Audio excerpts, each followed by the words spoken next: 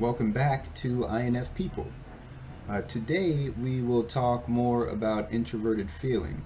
So last video I sort of went on like a video long tangent talking about the mirroring aspects of introverted feeling, like the empathy side of it. I meant to talk about introverted feeling in general, but I kind of just went on that tangent. So today we'll try to focus on just introverted feeling in general. If I can keep my extroverted intuition in check and not go off on any more tangents like I did last time. So, don't the background. I teach English online. I'm in my like classroom right now, so don't mind the background. I might just record here because it's already sort of like video ready since this is what I do, like talking to the students on the camera here. So I might just use this space, but we'll see. So introverted feeling. So first, I want to talk about. I've heard introverted feeling described as a sort of sieve before, and I thought that that was a good analogy or a good metaphor. So whatever your perceiving function is, whether it's extroverted intuition or extroverted sensing, so that's how you take in information from the world. So everything outside is being experienced through your extroverted intuition or extroverted sensing. And then your introverted feeling is the sieve that sort of takes the information in and sort of sieves it out. So it takes the things that you like or that you care about, the things that you value that you think are worthy, and then sort of allows them to become a part of yourself, sort of. And I thought that that was a really good analogy, talking about it as a sieve. And I've been trying to avoid using an analogy to talk about introverted feeling because I've been trying to avoid using like a visual analogy because for me it's not like a visual thing. It's more like degrees, almost like a temperature. So when I'm feeling something, it's like an intensity level. Like maybe if it's something that really affects me, then it'll be like a high temperature. It feels like that. Or if it's something that I don't really care about, it's just not that intense either way. So, but I don't really always visualize it when I'm using, or I don't usually visualize anything when I'm using my introverted feeling. It's more like just, yeah, it's just like a feeling sort of. But so I've been trying to avoid using a metaphor or an analogy to talk about it, but since it's something that's so hard to talk about, I figure maybe that's just the best way to go about describing it, and maybe that's why so many people use analogies and metaphors when they talk about it. So the thing I've been thinking about the last few days is I want to compare introverted feeling to, and this is not the visual comparison doesn't matter. It's just about like how it works. I want to talk about like how it sort of works with me. So don't worry about like what the visual aspects of this analogy. So to me, it's like imagine there is an exclusive nightclub. So there are people outside waiting to get in, and they're all lined up. And so lots of people are trying to get in here, and there's a bouncer outside. And the bouncer is telling people whether they're allowed to come in or not. And so the nightclub itself, the building, the structure is like your introverted feeling. So inside already are the things that you have already, the things that the bouncer already let in your past. So the things that you already love, the things you cherish, the things that you value, the things that you deem worthy, things that you like, that you're attracted to. So those things are the people in there represent all those things, and they're already there. And then the outside of the club is the external world, so the realm of the extroverted function. So outside you're using your extroverted intuition or your extroverted sensing, and all these things are trying to get in to your introverted feeling, trying to come into your psyche, sort of. And so the people in the line is just the outside world, the reality, sort of. And the bouncer is deciding whether to let in these different things from outside, this different information, different people in your life, or different ideas, different sensations. It's deciding like, okay, this can become a part of our of our value system or a part of our worldview or something like that. So the inside of the club is that it's the thing that you believe in, the things that you cherish. And then so this nightclub, it's not just like, okay, you get in and you have full access. There's like different levels to the club too. So there maybe say there's 4 floors or something like that, and each floor is so the first floor is just like general admission. Anybody that the bouncer lets in can mingle on that first floor, and it's kind of like a testing ground. So you're seeing like, okay, do these new ideas or do these new people mesh well with my the things I already believe in? So let's give them a chance and see if if they can stay or if they can get to the higher levels. So with each level of access that the people from outside are given, it's more important to you. It's something that you value more and more.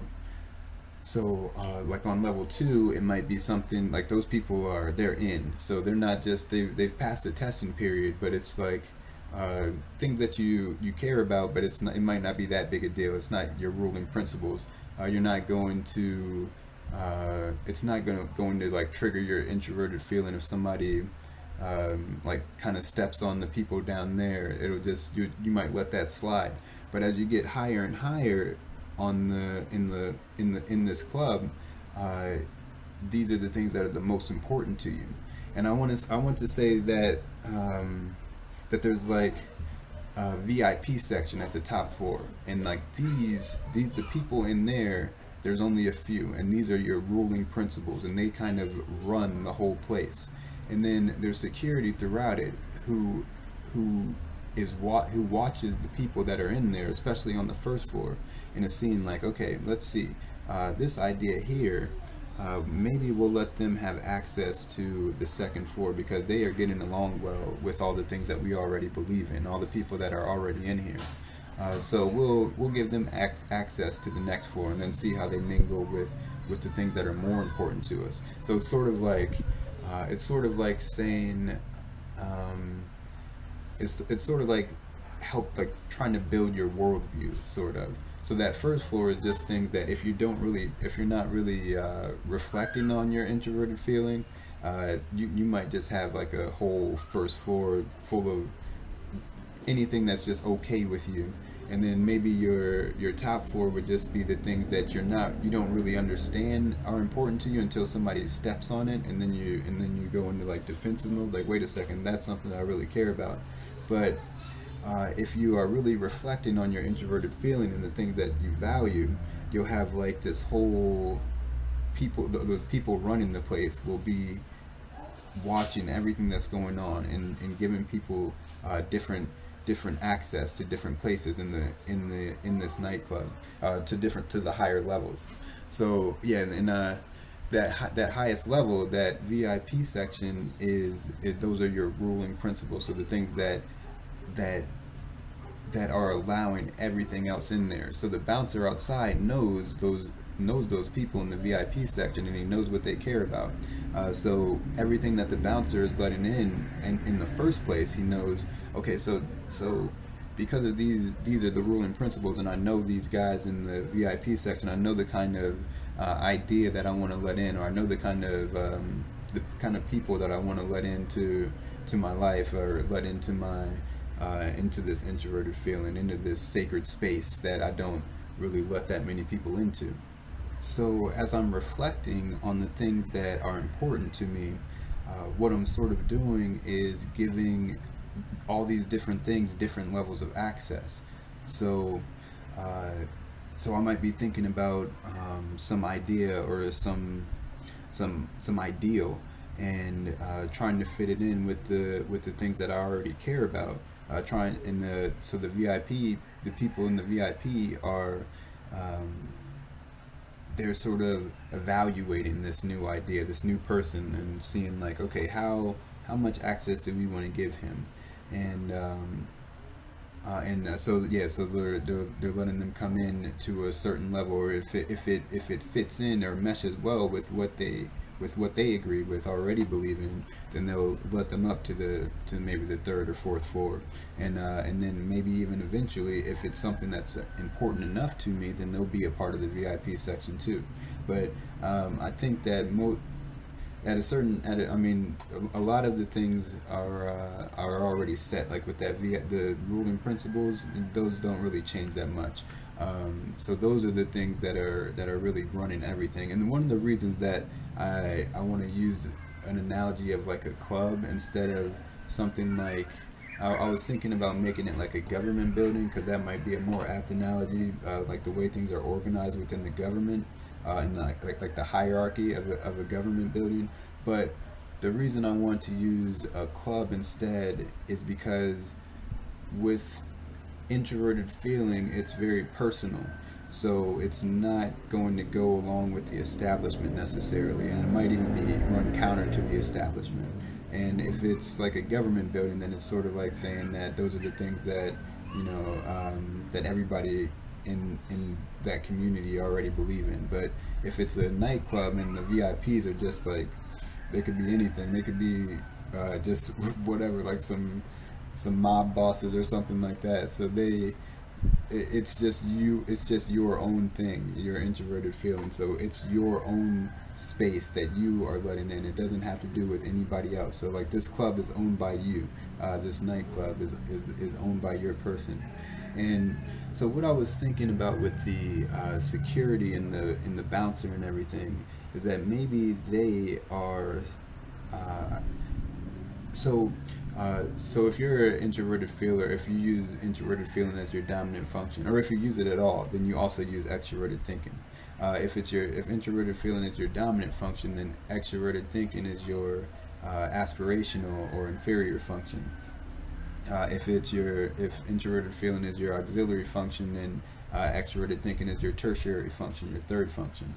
So either way, you use extroverted thinking. And so I was watching Denzel Mensa video, and he was talking about, I think, ESFPs, and he was talking about how they use extroverted thinking. And so if you use extroverted thinking as one of your top two functions, like your dominant or auxiliary function, then you're probably pretty good at like managing other people. And he was saying that if you use it as your tertiary function, then you're probably at least good at managing yourself. And I thought that was a good way to talk about that, because the ESFPs and ENFPs, I know they are good at managing themselves, like in their actions and stuff like that. But with INFPs and ISFPs, we can have a hard time managing like our like sticking to a plan that like when it comes to our actions, like what we do. But I think that what extroverted thinking does for us is that it sort of manages our feelings and emotions. So all the people in the like so the security inside the club and the bouncer even might be like your extroverted thinking, and it is managing your feelings, and it's showing you what you care about the most. So it's regulating, instead of regulating other people, like being a boss and telling people what to do, you do that, you do this. What it's doing is that it's regulating your feelings and your ideas, the things that you care about, and it's putting them into a sort of hierarchy.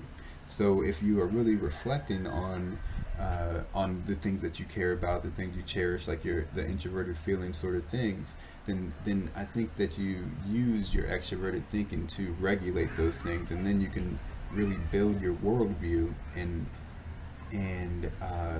once you start doing that, I think that you won't. So a lot of times they talk about introverted feelers might not even really know what they care about until somebody offends the thing that they care about, or like steps on the thing that they care about. Like they won't even realize until they get angry about it, and then like that's how you see what introverted feeling sort of is. And like I said before, I think that when you get upset, that's your extroverted thinking coming out from the bottom, and like lashing out, and then like trying to regulate other people, and so sort of like the nine-tailed fox coming out, like I said in my first video. But if you are reflecting and trying to build your worldview with the ideas from your extroverted intuition, or all the things that all your experiences from your extroverted sensing, and then using your extroverted thinking to build this hierarchy and put these things in order so that you are aware of what you care about, and you're aware of what's important to you, what your ruling principles are, and then everything that branches out from that, and how much you care about all these things. So if you know, like, okay, this thing is on level 3, or the third floor. This thing is on the second floor, and these are on the fourth floor, like almost by the VIP. They have access to almost everything, and like, I really care about this thing. And if you know, if you know yourself, then you'll have more. I think you'll have more confidence in your beliefs, your own beliefs, because your worldview will have a good structure. And if someone disagrees with you, it won't be there won't be this like sort of visceral reaction where you're where you feel like you are personally being attacked and you have to defend whatever it is, whatever principle they stepped on, because it's a part of you. I mean, it is a part of you, but if you really are reflecting on those things that you care about and understanding that, like how you care about them and why you care about them, and you understand that they are already valid, they're already validated because you care about them. It doesn't matter what anybody else says. These are already the things that you care about, and if you have that established, you don't need to defend it even. I mean, it's not that you it's not that you just let anybody say whatever they want about anything, but it won't cause you to question yourself, at least. So like in the past, like maybe if somebody talked about one of the things that I really care about, like especially like an idea, or like a belief sort of that I care about, then I would feel like they were attacking me personally.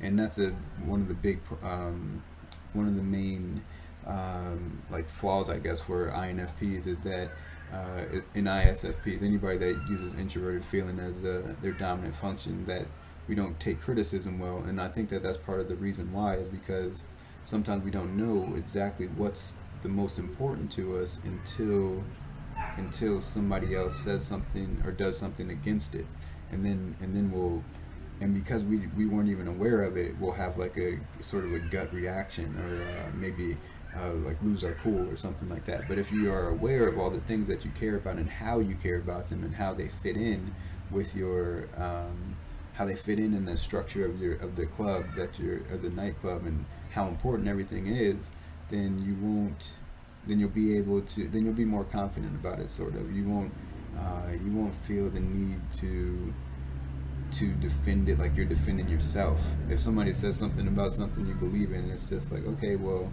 they've come to their own conclusion, they have their own personality type, they've had their own experiences in life, and just because they don't believe the same thing just because they don't believe what I believe, it doesn't invalidate what I believe in. We both are we both equally have a right to believe in the two different things that we believe in. So I just think it's important to really reflect on what you care about, especially if you're an introverted feeler, and especially if you use introverted feeling as your auxiliary function, because sometimes with so it's just like with anybody, you can get into the loop with your dominant function and your tertiary function. And so if you are ESFP or ENFP, then that would mean that you're sort of skipping the introverted feeling part of you. So you just you're just extroverting with your main function, and then using your extroverted thinking to like do the things that you want to do because of your extroverted intuition or extroverted sensing. So it's important to reflect, especially if you're an introverted feeler. I think for anybody, I mean, it's important for everybody to reflect, but for introverted feelers, I think it really is it's important to reflect in order to build your confidence in the thing that you believe in. So yeah, this video is getting a little bit long. I don't know if I covered everything that I meant to talk about introverted feeling, but yeah, this is it's been more difficult to talk about than I thought it would be. But yeah, I hope this made sense, or yeah, I hope it. If you are an introverted feeler, if you're interested in what introverted feeling is, I hope this video was helpful to you. So yeah, I'll see you guys next time. Thanks for watching, all the INF people out there and all the people out there. So peace and love.